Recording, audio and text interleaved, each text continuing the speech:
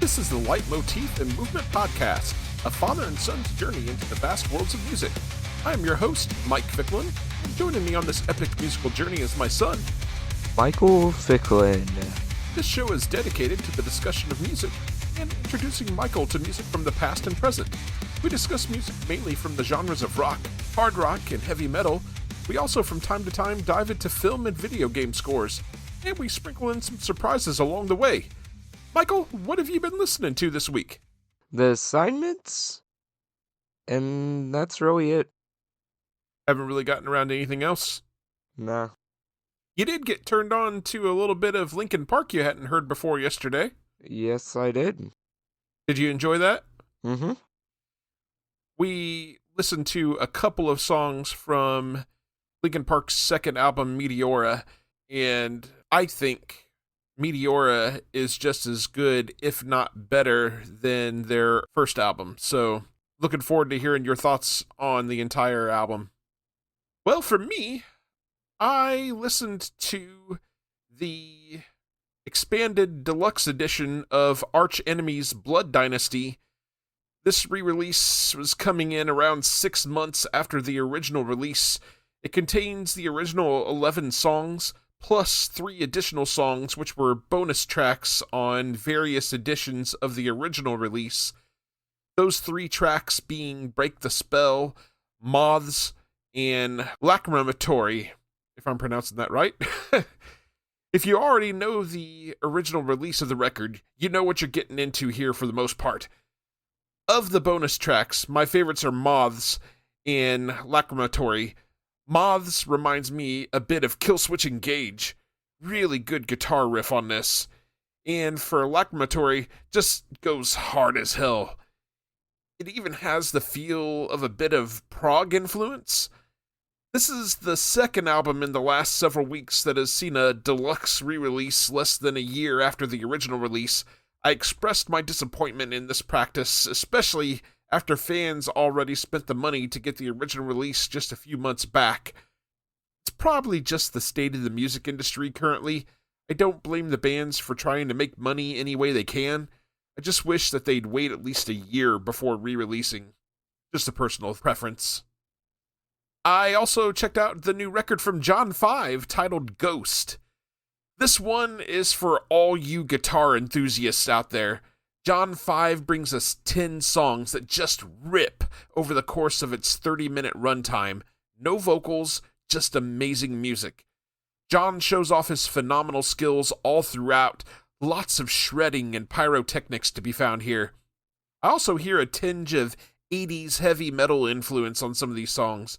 It's really not a wonder that this is the case, given that he is currently serving as the guitarist for Motley Crue. I even get a hint of some rockabilly with the songs Moonglow and You, Me, and the Devil Makes 3. Ghost is a quick and undeniably fun listen. I think some of these songs will be so good live. I'm gonna have to get some tickets to see John if he comes to town. I also checked out a record that I think you're going to be really interested in, Michael. Sammy Hagar and the Best of All Worlds band, The Residency. This is a live record recorded during Sammy Hagar and the Best of All Worlds band's recent Las Vegas residency. The band lineup is what you're familiar with if you saw them on tour last year. If you haven't seen them, it features Joe Satriani on guitar, Michael Anthony on bass, and Kenny Aronoff on drums. As a longtime Sammy Hagar and Van Halen fan, I thoroughly enjoyed seeing them on this tour. This live record captures that magic perfectly. It's a fitting and loving tribute to Hagar and Anthony's time in Van Halen and to the late great Eddie Van Halen. If you're going into this expecting Satriani to perfectly recreate Eddie's playing, you might be a bit disappointed, but if you go in just to enjoy and love the music, you're gonna love it. Satriani does a fantastic job with these songs and putting a bit of his own flair on them. I have a feeling this record is going to get a lot of play from me. Probably from you too, Michael. I also checked out the new record from Earshot titled Humaning. Earshot returned with their 4th studio record and the first one in 17 years. Right off the bat, I can say that Will Martin is still one of the best vocalists in hard rock and heavy metal. He's lost absolutely nothing. This is such a fun listen. Straightforward, no frills hard rock. Standout tracks for me include Where Were You, I'm Okay, and Mistakes I Always Make. I feel like Earshot really shines with their ballads. Martin's vocals lend themselves very well to those songs, and there are a few of them to be found here in the aforementioned Mistakes I Always Make, Any Other Way, and Worlds Away. Humanizing is a fantastic return for Earshot. Hopefully it won't be another 17 years before we get the next record. I also checked out the new EP from A Sense of Purpose titled The Wounds We Share. At 7 songs and 25 minutes, it's a quick listen. Opener The Wounds We Share goes hard. It gets you fired up for the rest of what is to come.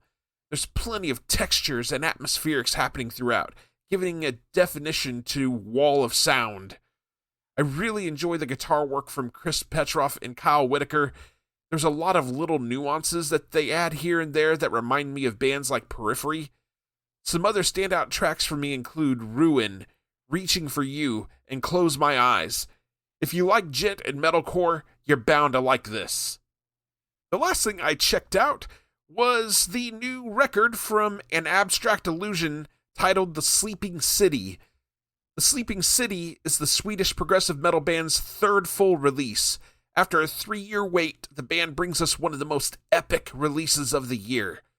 The 11-minute opening track, Black Murmur, is an epic in and of itself, flowing between crushing heavy segments and soaring melodic segments with ease. There are pieces that feel absolutely cinematic and sweeping.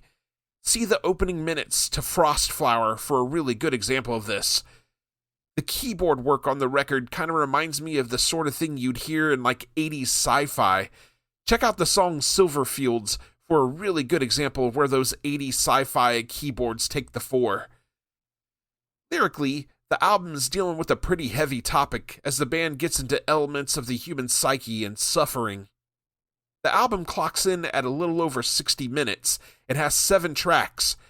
Grab your best pair of headphones and listen to this one a couple of times. You're gonna love this. It gets my pick of the week and goes on my contender list for Album of the Year. Wow. Great stuff. Michael, did you think of anything else before we move on? No.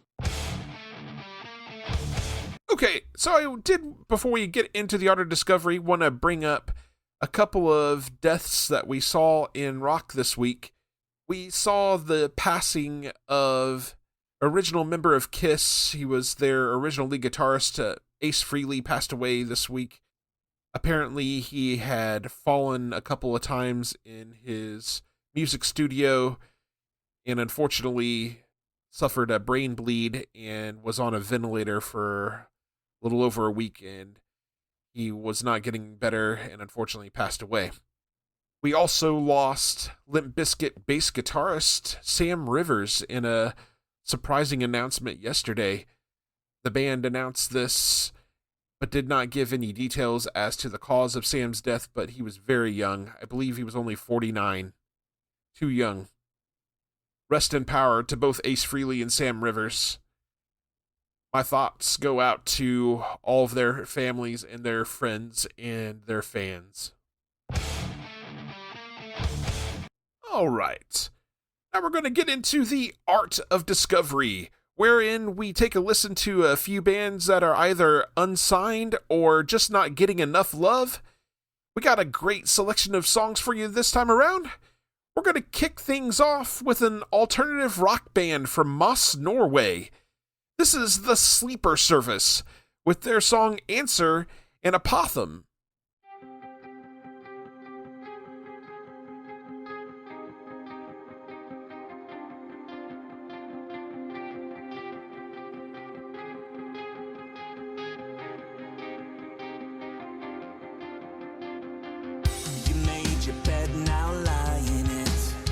Selfishness in the human breast. We live among them, they live among us. Through bad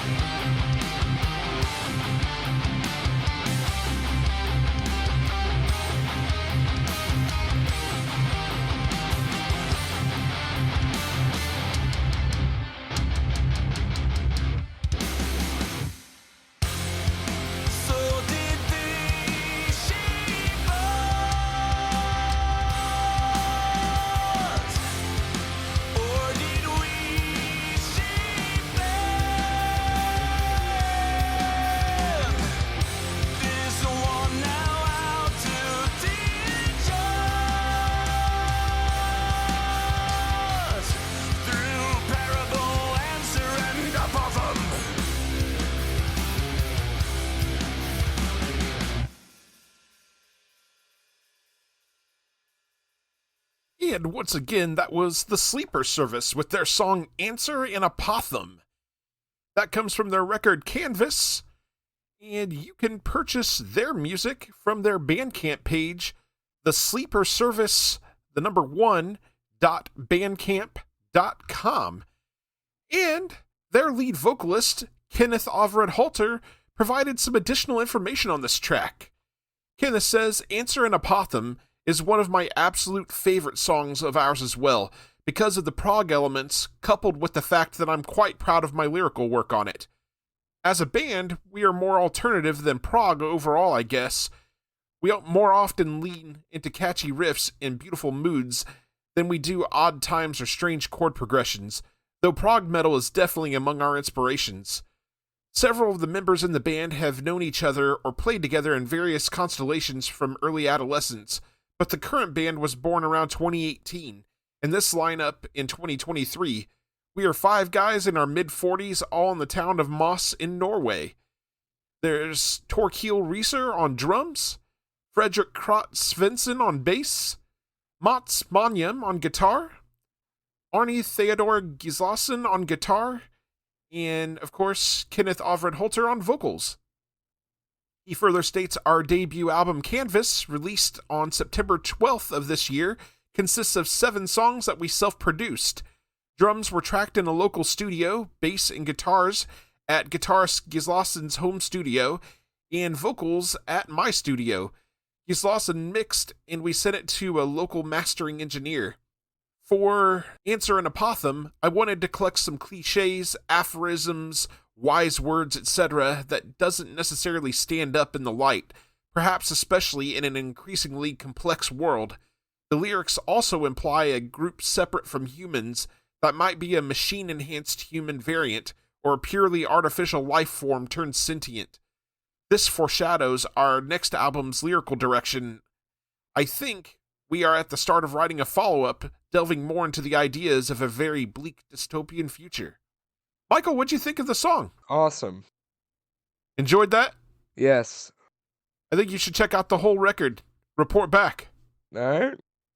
Outstanding stuff. Mm-hmm. All right, our next song comes from a progressive metal band out of Norway. This is Sungoose with their song Stone Cold Walls.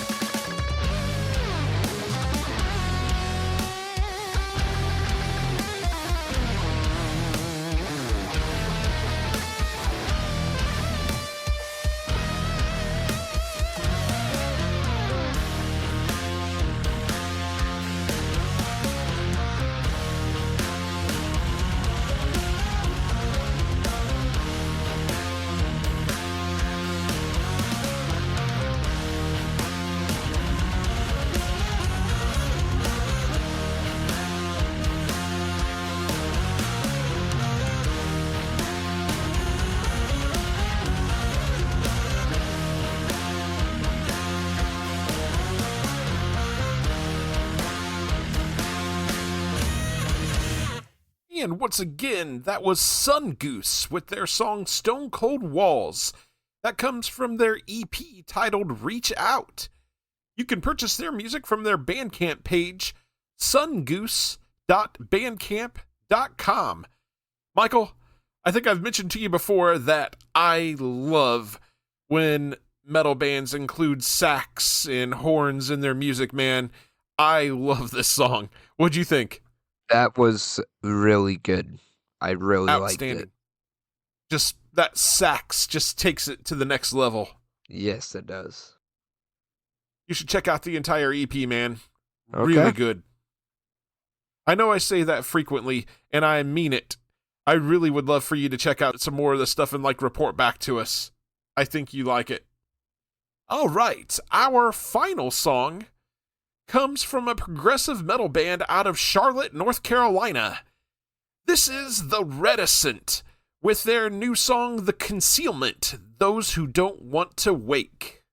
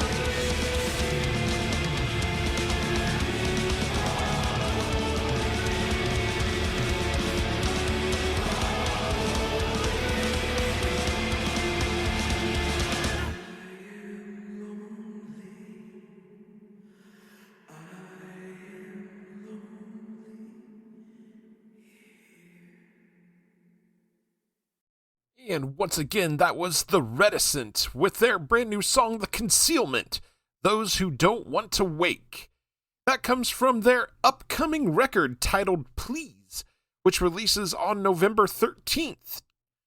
You can purchase their music from their Bandcamp page, thereticent.bandcamp.com. You can also purchase the new record from their website, thereticent.net/please-pre-order. Michael, I am super stoked for the release of the new record from the Reticent. Their previous two records are among my favorite progressive metal records ever. What did you think of that one? It was really good. Enjoyed it? I pre-ordered the record already, Michael. We may have to do us a show about it. Yes, we may have to. All right. We want to thank all of the bands that we featured on today's The Art of Discovery. If you would like to be featured on The Art of Discovery, please feel free to reach out to us via our email, lightmovepod@gmail.com, or reach out to us on one of our social media accounts. We'd be happy to check out your music, and if we dig what we're hearing, we'd love to play a song from you on the show. All right, now we're going to get into our main topic of the episode. We're breaking down Alice in Chains' 1992 release, Dirt. Dirt is the second studio album from Alice in Chains and was released on September 29th, 1992 by Columbia Records. It was the band's last album that was recorded with all four original members, as bassist Mike Starr was fired in January of 1993 during the tour to support the album. The majority of the songs were written by guitarist Jerry Cantrell, but for the first time, vocalist Lane Staley wrote two songs himself, and they also featured Staley on guitar. The album's lyrics explore depression, pain, anger, antisocial behavior, relationships, drug addiction, war, death, and other emotionally charged topics. Dirt received critical acclaim and charted in Australia, Canada, the Netherlands, Finland, Germany, New Zealand, Norway, Sweden, and the United Kingdom. In the United States, it peaked at number 6 on the Billboard 200 chart. The album spawned 5 singles: Wood, Them Bones, Angry Chair, Rooster, and Down in a Hole, all with accompanying music videos. Dirt was nominated for the Grammy Award for Best Hard Rock Performance. According to writer of Pitchfork, the album made Alice in Chains one of the most famous bands in the world. In 2022, the album returned to the top 10 of the Billboard 200 chart at number 9, following the release of its 30th anniversary reissue. Dirt is often considered a landmark album of the grunge era and has been included in numerous best album lists, including Loudwire naming it one of the best albums of the 1990s, and Rolling Stone ranked it number 26 on its list of the 100 greatest metal albums of all time. It was also at number 6 on its list of the 50 greatest grunge albums in 2019. The album has been certified 5 times platinum by the Recording Industry Association of America, making it Alice in Chains' most commercially successful album to date. Also thought this little tidbit was interesting, Michael. Dirt was recorded during the Los Angeles riots that had erupted following the acquittal of 4 LAPD officers that were caught on camera beating unarmed black motorist Rodney King. The band apparently had to get out of town because of how ugly things were getting. They ended spending some time out in the Joshua Tree Desert for 4 or 5 days until things calmed down, and then they were able to go back to the studio and record the album. Also of note, Lane Staley, who had previously checked out of rehab, quickly went back to his drug abuse during the recording of this record. Staley, unfortunately, was not the only one that was going through heavy drug abuse, though. Drummer Sean Kinney and bassist Mike Starr were also struggling with alcohol addiction during this time. The album personnel, of course, Lane Staley on lead vocals. He was also rhythm guitarist on Hate to Feel and Angry Chair. Jerry Cantrell on guitars, backing vocals, and also co-lead vocals on Down in a Hole and Wood. Mike Starr on bass.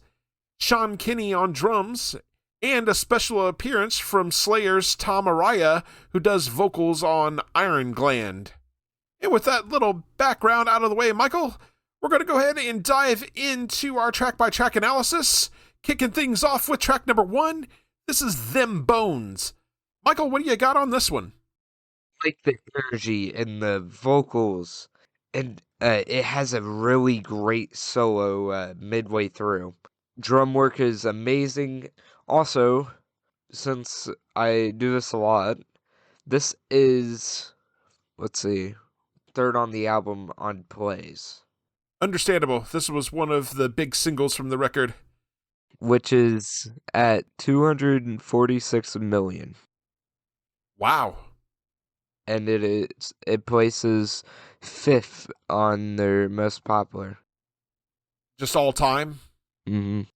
So yeah, this song opens up straight away with this super heavy and sinister sounding guitar riff from Jerry Cantrell. The sounds of Lane Staley ominously shouting. Then we get into the song proper as we hear the now famous vocal harmonies of lead vocalist Lane Staley and guitarist Jerry Cantrell. Sean Kinney's drums are thunderous and add to the feeling of tension and unease in the song. I really enjoy Cantrell's guitar solo. It's absolutely outstanding. This is a banger of an album opener. It just goes hard as hell.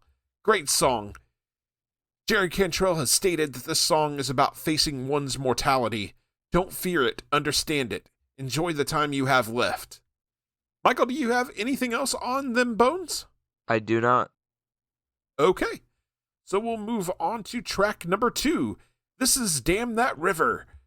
Michael, what do you got on this? I like the opening and the drum and guitar work. I like the vocals, and I like the solo midway through the song. Something I've realized, there's a lot of good guitar solos. Yeah, Jerry Cantrell is an excellent guitarist. One of the best of that era for sure.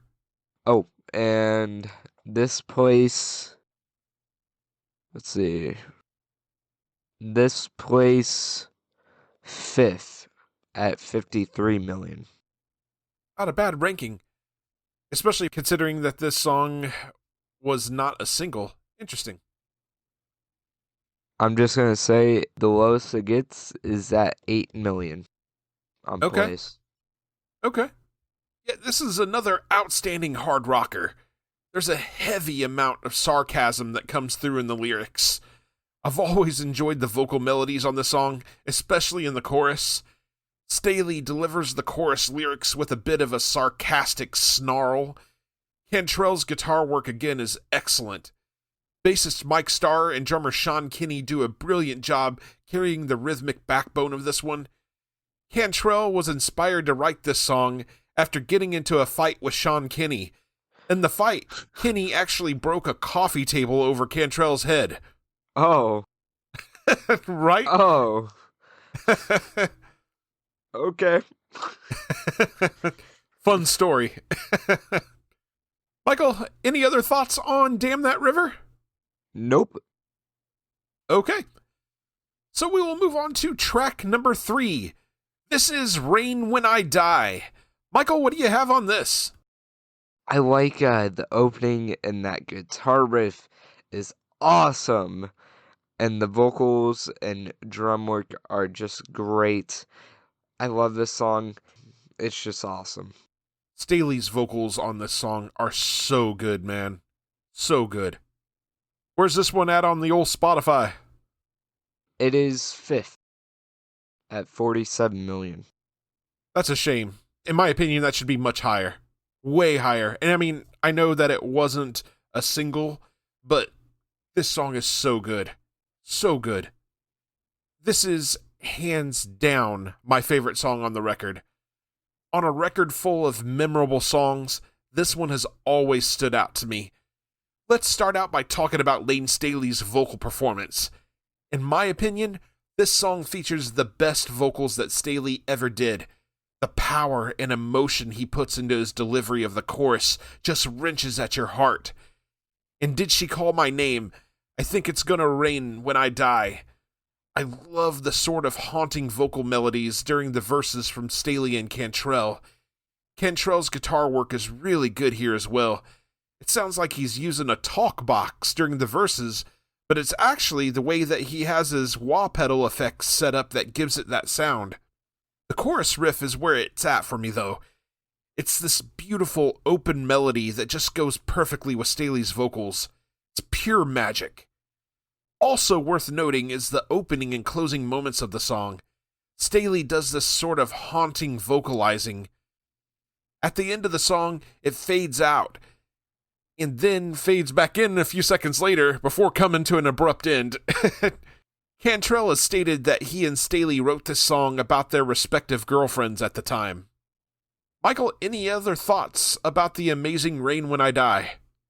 Nope. Okay. So we'll move along to track number 4. This is Down in a Hole. Michael, what do you have on this? I love this song. It's probably my favorite. Such a good song. And I'm going to say this is 4th at 206 million. Respectable. I love the vocals. I love drum work. I love the guitar work. Just, there's not enough to say in the English vocabulary. It's a really pretty song. Yeah, this song is a very close second for me as far as favorite songs from this record. It's another gorgeous guitar riff from Cantrell. Mike Starr's bass work on the song is also very strong. The bass line through the verses is stellar. Sean Kinney's drums are more subdued here, more of a jazzy feeling. You can feel the emotion and pain coming through with every lyric sung by Staley and Cantrell. The vocal melody during the verses is haunting, moody, and brooding. As we get into the chorus, Staley really comes to the fore, his vocals drenched in emotion. And my God, there's the beautiful vocal harmonizing of Staley and Cantrell during the delivery of I'd Like to Fly, but my wings have been so denied. Cantrell has stated that he wrote this song to his longtime love. It's an admission that living the life of a musician isn't very conducive to long-term relationships. Michael, any other thoughts on Down in a Hole? Nope. Okay. So we will move on to track number 5. This is Sick Man. Michael, what do you have on this? To start out, this is at 18 million plays. And let's see, 9th. Yeah, I think I agree with its placement. We'll get into that here in a minute. What you got? I like the opening. I like the vocals. I like the drum work, and I like the guitar work. Yeah, this song might be the most unsettling song on the record. It definitely carries a very trippy vibe. Interestingly, every time I hear the main guitar riff, I can't help but think of the 1966 Batman TV series theme. They share a very similar rhythm. The way we transition from the verse to the chorus is really trippy. I mean, like, trippy in the same way as the boat scene from Willy Wonka and the Chocolate Factory. I think this is meant to evoke the feeling of the titular sick man taking another hit. I give a lot of kudos to Sean Kinney for keeping up with the bizarre timing changes and feel changes on this song. Staley's vocal delivery treads between angry and depressed. It's, in my opinion, the most unique sounding song on the record. Cantrell has confirmed that this song is about drug abuse. And yeah, the ranking of the song, it makes sense. It's just a really super unsettling song. Not bad, but not one of my favorites either. I do agree it is kind of unsettling. Michael, do you have any other thoughts on Sick Man? Nope. Okay. So we will move along to track number 6. This is Rooster. Michael, what do you have on this? This is second on the record, which makes this fourth on the most played of all Alice in Chains at 321 million. Wow. Yeah, a lot of listens on that. It's a really great song, too. Really great. What do you got on this? I like the opening. I just really like this song. I like the guitar work. I like the drum work. I like the vocals. There's just not enough to say. I assume that you probably enjoy the theme of this song as well. I think I gave you a little bit of background on it the first time you listened to it. I don't think you have. Okay, well, then I guess you're about to learn something then.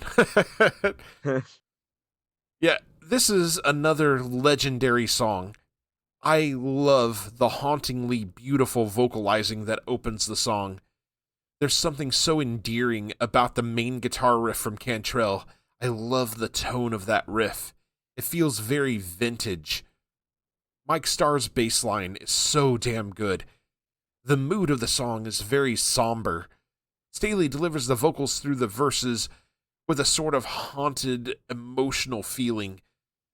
Then in the chorus, he delivers the lyrics with a sort of confidence and defiance.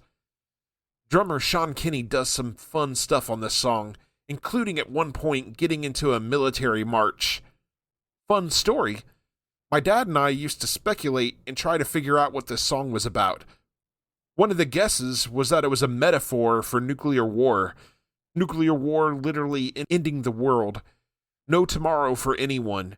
The titular rooster was a metaphor for tomorrow. What the song is really about is much better. This song is about Jerry Cantrell's father, who was given the nickname Rooster as a child. Cantrell's father served in the Vietnam War and came back scarred from his experiences.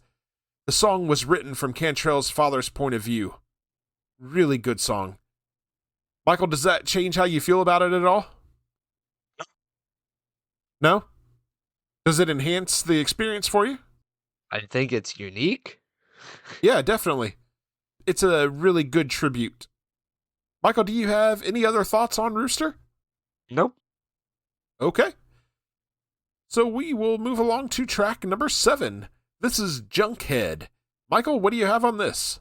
This is just literally what the song is about.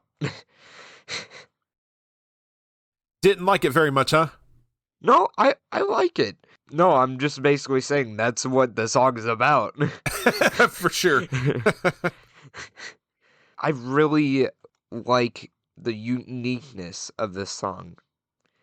It stands out. Yeah, it does. It's different. But not to Spotify. I'm pretty sure 33 million. I mean, it's respectable. I get it, though. I've always loved the way that this song opens with Staley screaming, yeah. Just something about it feels powerful and epic. This song has a bluesy sort of feel to it. It also feels very dark and dirty, not only from a musical standpoint, but from Staley's vocal delivery. That sludgy main guitar riff during the verses is so good. I also very much enjoy the chorus riff in Cantrell's guitar solo. It's painfully obvious what the song is about, though. Lane Staley was sinking further into the grip of heroin addiction. The lyrics seem autobiographical, though I have seen where Jerry Cantrell has stated that this song is part of a story being told on the record. I think it's probably a little bit of both. I understand why it may not be one of the more popular songs on the record. I enjoy it from a certain point of view, but I understand why others would not. Michael, do you have any other thoughts on Junkhead? Technically, I wasn't done. You just kind of cut me off. Oh, I'm sorry. I thought you were done. All good. I like the drum work and guitar work, and the lyrical content really shows what the song is about. Yeah. Very disturbing. Sad. Yes. You know, I think this is probably as good a time as any to bring this up. Lane Staley later regretted writing some of the lyrics on this album. He felt like he was writing a cautionary tale, trying to tell people that what he was going through, trying to use the drugs as a way to self-medicate, was wrong and bad. But he said that people started coming up to him at shows and kind of giving him the thumbs up that they were high also, and he's like, that's not what I wanted. That wasn't the message I was trying to convey. Kind of sad. Yeah. Any other thoughts on Junkhead, Michael? Nope. Okay. So we will move along to track number 8. This is Dirt. Michael, what do you have on this? I like the guitar riff, the drum work and vocals, and this places on plays 26 million, and it is 8th. Okay. Yeah, I'll start out by saying that I love that main guitar riff from Cantrell. Mike Starr's bass line underneath works so well with it. There's a trippy vibe to this song. Lane Staley's vocals are solid. The melodies he chooses have a hypnotic quality to them that seem to ride right along with that trippy guitar work. While this song isn't my favorite one on the record, it does have some interesting elements going for it. Staley has stated that he wrote the song, quote, to a certain person who basically buried my Hey, time for the fun bleep effect. I know, right? Michael, do you have anything else on Dirt? Nope. Okay. I don't So want we'll any move dirt. along to track number 9. This is Godsmack, and one of my favorite titles on the record. Michael, what do you have on this? Well, are we getting smacked by a god? We might be. So, this places with 15,853 place at 10th. I really like the guitar riff, really like the drum work, and I really like the vocals. I really like this song. It's different, isn't it? Yes. Well, you're getting smacked by a god. Lane Staley's vocals during the verses always makes me think of classic spooky story voiceovers. He's got that warbling effect on his vocals. It's really bizarre and off-putting. Cantrell's guitar work during the chorus is really trippy. It's like Staley and Cantrell switch approaches with each other between the verses and choruses. Again, this song features fantastic drum work from Sean Kinney. Lyrically, this is another song that focuses on heroin addiction, unfortunately. Despite the fun title, it's still kind of dark. Michael, do you have anything else on Godsmack? Nope. Guess we all take our Godsmacks. Okay, moving on to track number 10. This is Intro Dream Sequence. Michael, I'm interested in hearing what you have to say about this. Isn't this supposed to be swapped to the beginning, not the middle of the album? That's a really good question. Middle intro? I don't know. Though I do wonder how many people actually would have stuck it out listening to the rest of the record after listening to this. I'm gonna start and say, for some reason on Spotify it's titled, the title is untitled. Yeah, on some releases it is untitled. It's got a few different names. This has 8,053,000, which makes it 13th on the album. Yep, last place. Makes sense. I like the guitar work.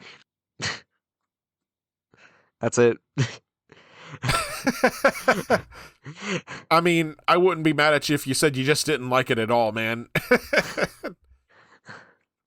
This song is just a bit of a segue, I guess. Maybe even a bit of a throwaway for me. It features Slayer's Tom Araya on vocals. Cantrell stated that the song was developed out of a riff that he would play that annoyed the other band members. The reference to Black Sabbath's Iron Man was added later. After recording this, he promised to never play the riff again.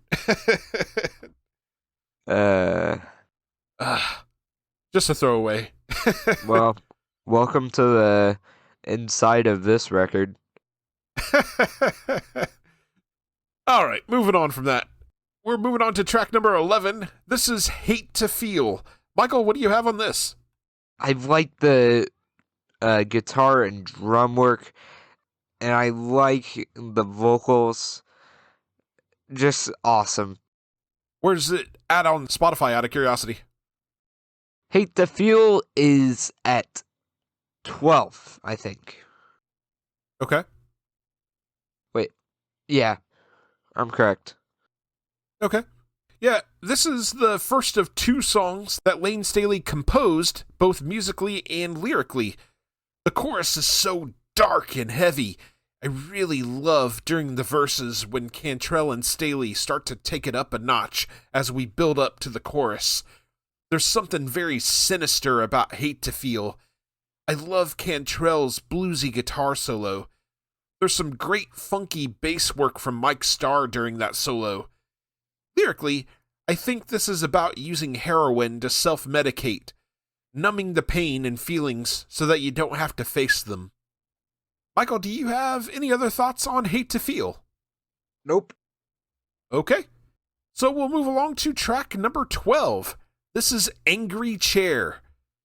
Michael, what do you have on this? How's the chair angry? That makes no sense. It's got feelings, man. I'd punch out the chair. I like the vocals, the drum work, and the guitar riffs. Awesome. It's good. Certified by Michael Ficklin. What does Spotify say about it? I don't think they agree with me. No, 31 million. It's a bit higher than I thought it was. Where's that place it at? Gotta make me do math. One. Tisk. 2, 3, 4, 5, 6, 7, 8. Eighth. Placed 8th. Not bad. This is the second of two songs that Lane Staley composed both lyrically and musically. Right off the bat, we get the killer drum opening from Sean Kinney before the guitars come in. There is such an ominous tone and feel to this song. The Staley-Cantrell vocal harmonies on the song are so dark and brooding. The main guitar riff is simple, but the band manages to turn it into an absolute masterpiece. There's a fun little guitar solo from Cantrell also. This song just goes so hard. It's heavy as hell, and another of my favorites on the record. Lyrically, this is a dive into the mind of Lane Staley. It seems to touch on several topics, such as depression, addiction, and regret. Michael, do you have anything else about sitting on your angry chair? I sit on the angry chair. That's not nice. Okay, so we will move on to the final track on the record.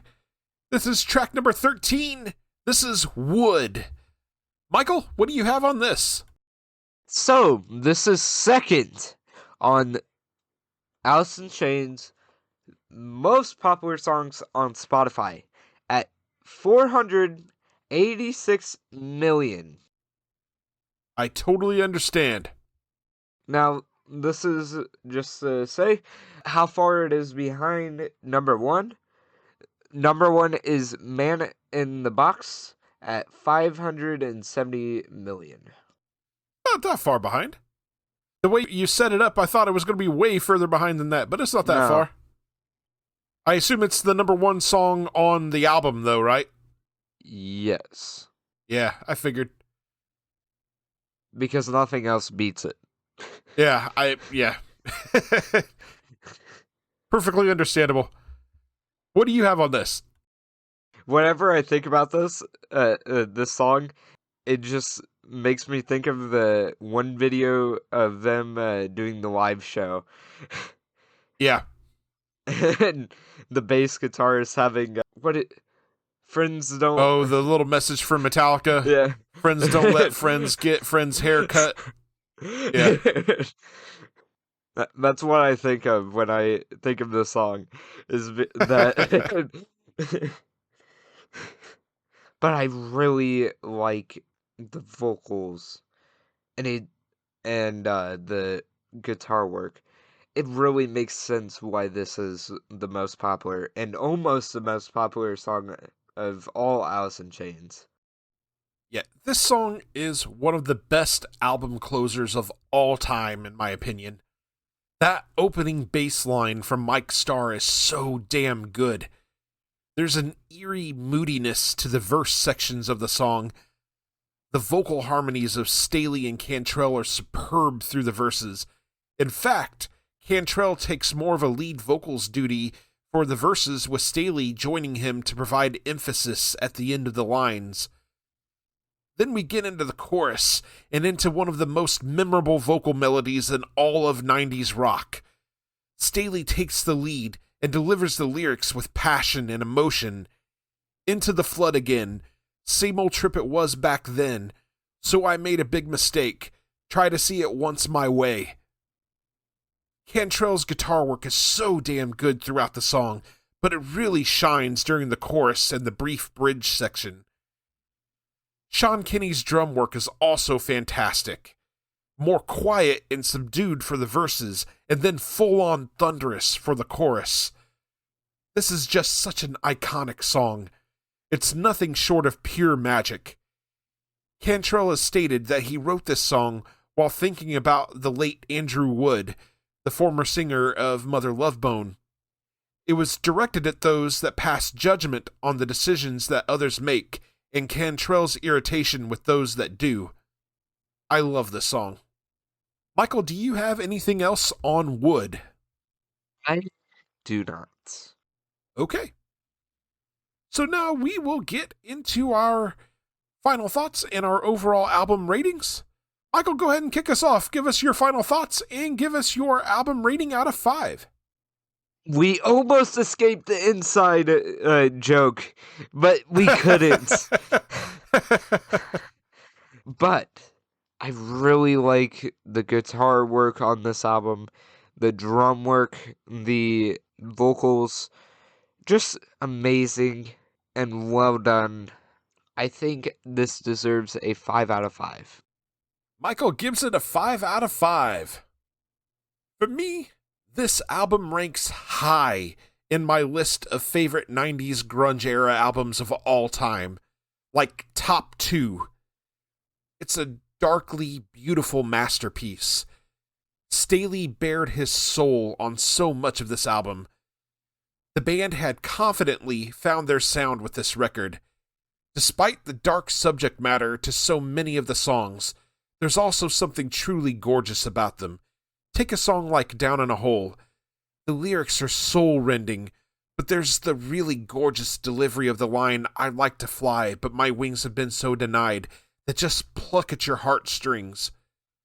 The dual vocal harmonies between lead vocalist Lane Staley and guitarist Jerry Cantrell are iconic. Jerry Cantrell's guitar work is so damn good throughout, with the exception of intro dream sequence, which, Mike Starr's bass work is maybe one of the most unheralded parts of this album. He carries the rhythms of these songs so well and with understated brilliance. Sean Kinney's drum work is insanely good. No matter what the song calls for, his feel is simply outstanding. Dirt is an amazing listen. If you've never heard it, or if it's just been a while since you've heard it, I encourage you to take a listen. Perfection. This gets a 5 out of 5 from me as well. And that takes us to our question for the audience. What is your favorite track on Dirt, and why? All right, so now we'll move on to our next segment. This is Can't Wait. New music coming soon. Michael, what's on your list? I have nothing on my list. But, what are the things on your list look interesting? What's that? The first thing on your list. Okay, well, let's get into it then.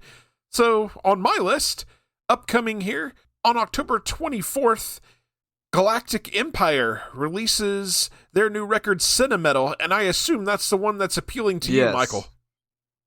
Have you heard those guys before? No, but I just did a quick search on Spotify. Dude, so most of what they do is heavy metal covers of Star Wars songs, and it's fantastic. And they actually dress up like Star Wars characters for their live shows. We need to go see these guys sometime. I think we would enjoy it. Also on October 24th, Leprous releases An Evening of Atonement, which is their new live record. Psychonaut releases their new record, World Maker. Soulfly with their new record, Chama. And the Acacia Strain releases their new record, You Are Safe from God Here. So, I just want to say something. There is 5 records releasing on the 24th. And that's just the 5 records that are on my list. I promise you there's way more than that, so... Holy, is the 24th like the release day, bro? Well, I mean, keep in mind that when I put this list together, these are albums that I'm actually looking forward to. But every week, there's a whole slew of stuff that comes out. It just may not be necessarily on my radar. Wait, I think I see another one. Okay. Well, 6. we'll get into it here in just a second. No, I What's was that? talking about is under recently announced. It's the first one, another 24th. Yep. To make We'll get sure. to it here in just a second. So a couple of other records that are on my radar over the next couple of weeks. On October 31st, Avatar releases their new record, Don't Go in the Forest. And What if I want Frontier... to? What's that? I said, what if I want to? Go in the forest. You gonna go look for the cabin in the woods? Yeah. It's always a bad plan, man. Also on October 31st, Frontierer releases a redux of their album Orange Mathematics. And then recently announced, as Michael was alluding to, this is also coming out on October 24th, Archaeologist releases their new single, Apocalypse Inside an Empty Room / Gone Tomorrow. Holy moly. Coming on November 7th, North Lane releases a kind of deluxe version of their album Node, titled Node Reloaded. And then on February 27th of 2026, Rob Zombie drops his new record, The Great Satan. Okay. I love Rob. Sometimes he does stuff just for the shock value. This is one of those things. Okay. It's there. Okay. Michael, did you think of anything for yourself before we move on? I literally haven't seen anything. Okay. All right, so we didn't receive any listener feedback, so we'll get into our final segment. This is Michael's journey, discovering a song from the past.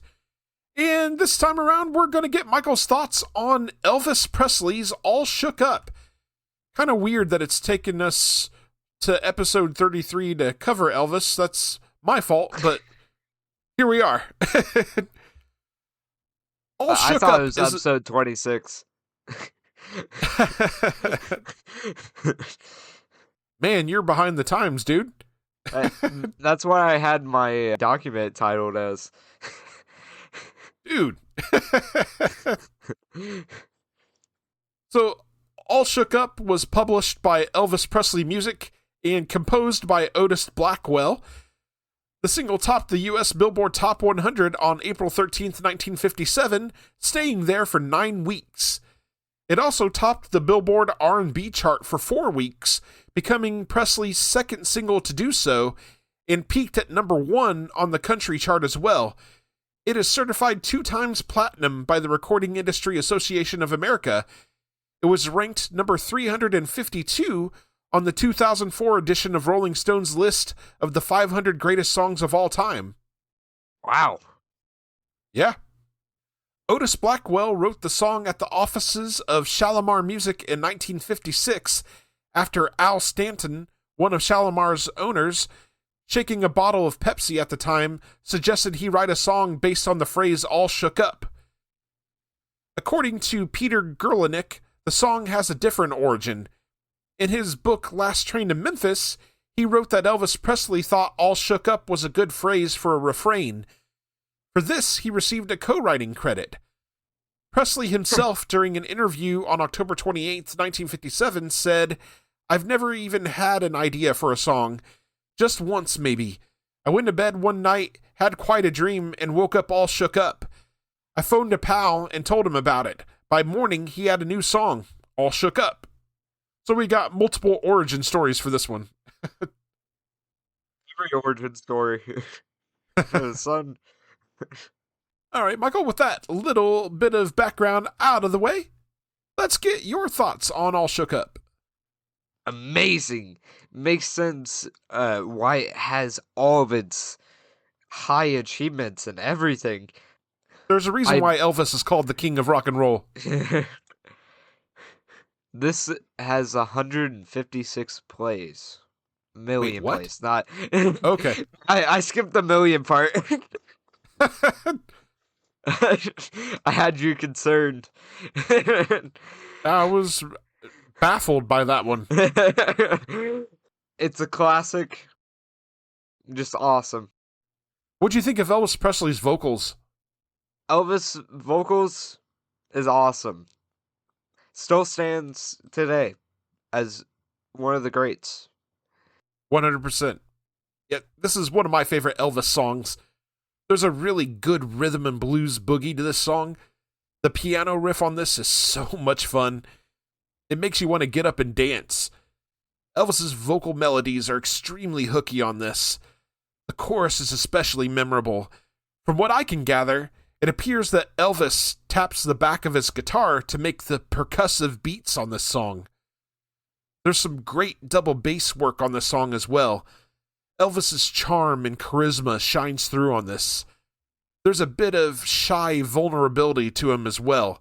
I can see why the girls would have gone crazy for him. Great song. Michael, let's get your rating out of 5 on this.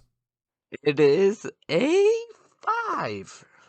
5 out of 5 from Michael.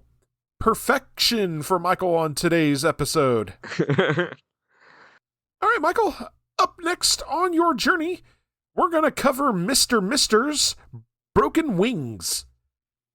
And for our main topic on the next episode, we will be discussing A Perfect Circle's 2000 debut release, Mare de Nam. And with that said, we want to hear from you. We will read your emails and messages on the show. We have only one request: keep them clean.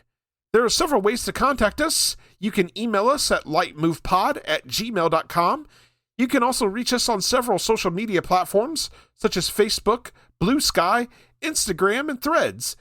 Details on how to connect with us are in the show notes. We are part of the SPDM Crew Podcast Network. Check out all of the podcasts on the network by visiting spdmcrew.com. If you like the show, subscribe to us on your favorite podcasting platform and share with your friends and family. We are available on Spotify, Apple Podcasts, iHeartRadio, and a variety of other platforms. We are also on YouTube. Can't find us on your chosen platform? Shoot us a message and let us know. Leave us a 5-star review on Apple Podcasts. This helps us be found in the algorithm. Make them good and we'll read them on the air. Are you in a band and you'd like for us to check you out and possibly drop a recommendation on the show? Shoot us a message. We'd love to check you out and give you a shout. We'd like to thank you very much for listening to the Leitmotif and Movement podcast. Take care and enjoy music.